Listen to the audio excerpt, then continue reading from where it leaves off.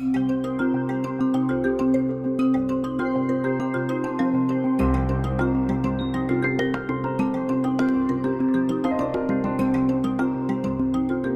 just came out here to Oriental's town dock to go to the Bean Cafe. I like them too. Yeah, what I would do is that's what I said. He thinks a grocery bar. I was thinking with the weather window we got, we can keep going all the way through to Charleston. Through the next few days, it's easing right down to nothing. Yeah. You know, so Saturday's going to be down to 10 to 15. Sundays, you know, 5 to 10 knots. By the time we hit Charleston. Yeah. Time to stop and have a drink.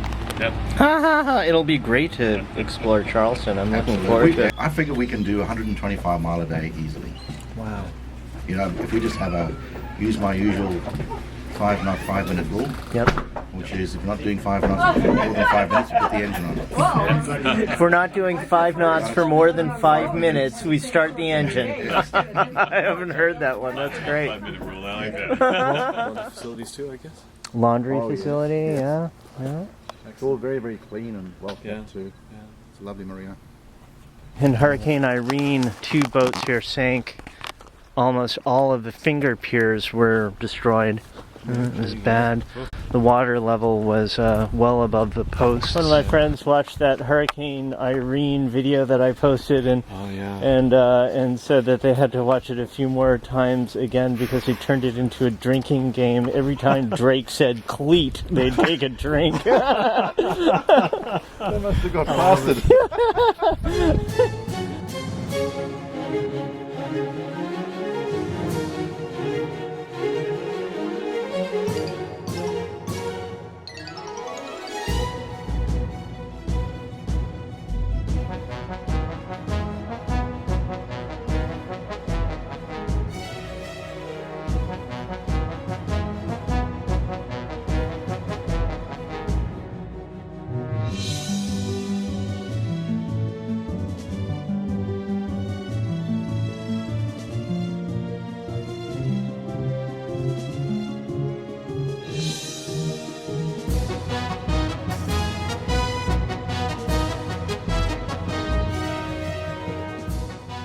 That's the thermostat for the Webasto forced air diesel heating system. It has a vent right there, and the heater itself is mounted in this passageway to the aft cabin right there.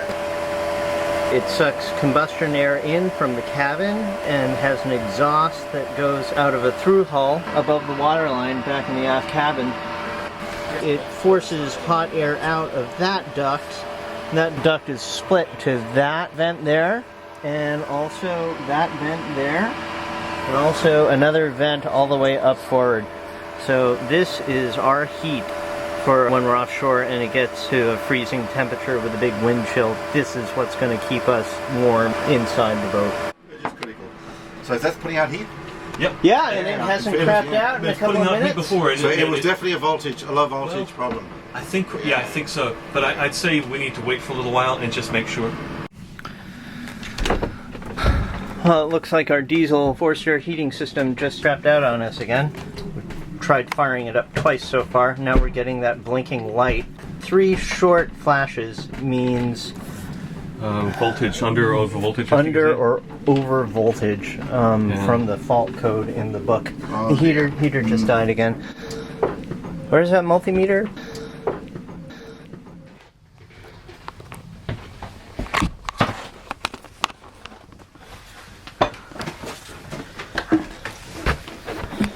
Ooh, something smells good. Let's see what we got here, man. What do we got here? We got the pressure cooker going. It's a chicken, broccoli, onion, potato, and cabbage stew.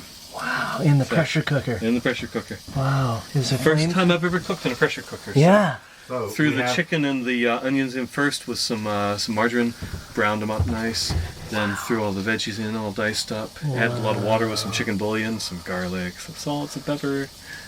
One pot meal. Yeah, baby. If you ever find yourself without a sharpener, yep, you can take the bottom of a really cup here. Wow. No way. And puts a good edge on, yeah. Wow. Yeah. It's leading off the pressure here. Wow. spin that around. Yep. And I've got a feeling that's perhaps what they had in mind. Hey. Hey! Cheers, my dudes. Perfect. Hey. Cheers! Quite civilized. Quite civilized, indeed. How'd you guys sleep? It was a bit chilly. Yeah. The heater stuffed it in again, so yeah. Oh, man. So yeah. I hope that heater works while we're offshore. It's now a little different. It's flashing just 5 quick pulses now and nothing else. No error code. No and error it's code. shutting down. It's not even starting up. Not even starting up now. So we're without heat right now. So until we get the thing sorted out, it's going to be brisk. We're about to go into Adams Creek. Directly ahead is a sailboat that we're kind of following. That guy just came out of Adams Creek, and this boat behind us is following us into Adams Creek. So all of where we're going now is new to you. You've not gone through. I have not. Great. Adams Creek. Putting out to sea, I suppose, going to be a new experience too. Yeah. First meal underway. Oatmeal in the morning. In the ICW. Boy, I wonder what it's like to live in these houses right off the ICW and have boats going by all day long. At least it gives you a moving scenery, right? Yeah. A lot of them are really nice houses. Just sit out there with your feet up and old sipping rum. Yeah. Watching the lights go by.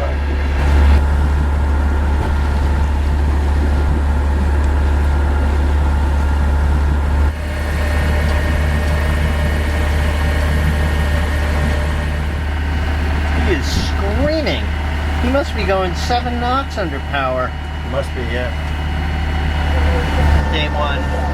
And we just left Oriental a few hours ago, and I went to use a head, and look at what I found.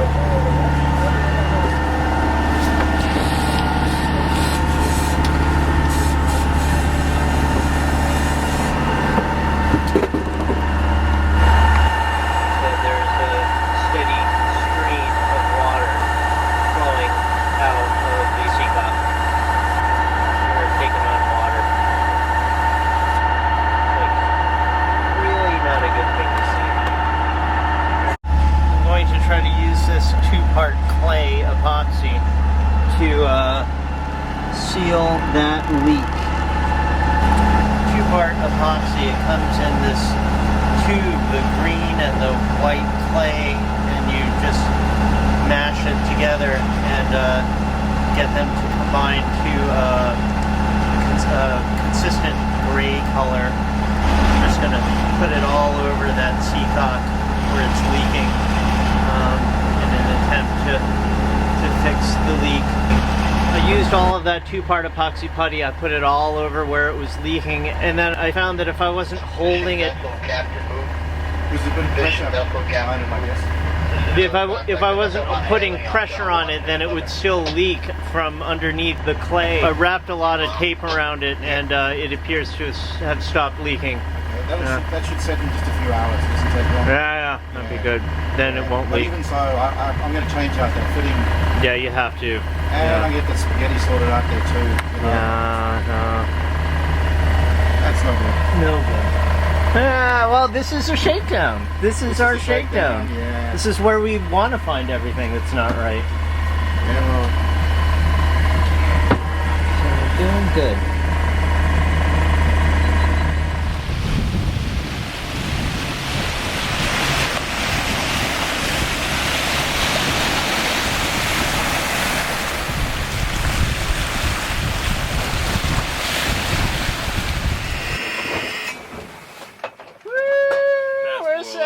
We're sailing!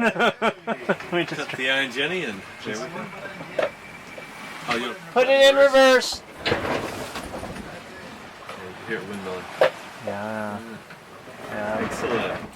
Time 16:45. We just turned off the engine, and we're now wing and wing downwind, going about 5 to 6 knots. Unfortunately, the whisker pole has some parts that are fused on it that are preventing us from using it. So Without a pull on the jib, it's kind of flogging, but we're still making above 5 knots. You can see through the window there. There's the jib. The main's full and banged, and got a preventer on it, nice and tight. And the jib is definitely helping. Just kind of flogging a little bit every once in a while. What do you think of the trip so far? Hey, it's looking good. Yeah. I'm so glad to finally turn off the engine. This is so This is what much sailing's better. supposed to be. It's supposed to be peaceful. Isn't it way better? Now we're in the mistake pump. Yeah. It's still flogging a bit. Yeah. If I cinched it in a little bit, maybe it'll help.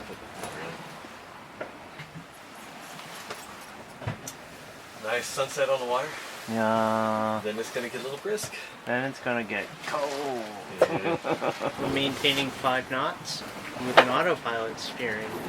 Not only is the autopilot steering, but this is really cool. The chart plotter has a route programmed into it. Chart plotter here is steering us. Let me zoom out here. Chart plotter. There's our boat, and there's our first waypoint off of Cape Fear, and here's our second waypoint right off of the entrance to Charleston Harbor.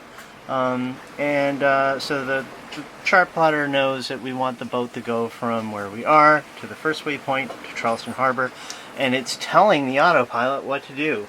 It's the autopilot is steering the boat according to that route that I programmed in there.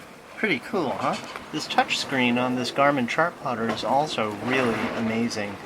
I can pan the screen around just by dragging my finger.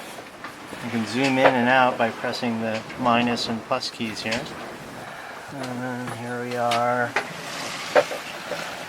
No ships around. Nothing but open ocean as far as we can see in all directions. And the sun is just about set, so it's probably going to get really cold. We're actually trying to decrease our speed as much as possible because the chart plotter is telling us that we're going to make it to Charleston Harbor at like midnight. So we want to slow our speed down even more so that we can time our arrival with the sunrise on Sunday. How's it going down in the galley? It's going well. Yeah. It's slicing and dicing. The beef is browning with onions. That's what we're smelling. We're gonna have beef stew for dinner. That'll be awesome. Made in the pressure cooker. I guess all of our meals are gonna be made in the pressure cooker. It's pretty amazing, you know. You just throw in your rice and potatoes and vegetables. Just cut all this stuff up, throw it in the pressure cooker, put in some soup stock and water, bring it to a boil, and then simmer it down, and the pressure cooks it over, what? 20 minutes, 30 minutes. About 20 minutes. Yeah. Do you turn the heat entirely off? You turn it really low. Just really low. So it's really efficient on use of propane, and very flavorful. So I'll show you how the beef stew looks like in about half an hour. Probably after the sun has set.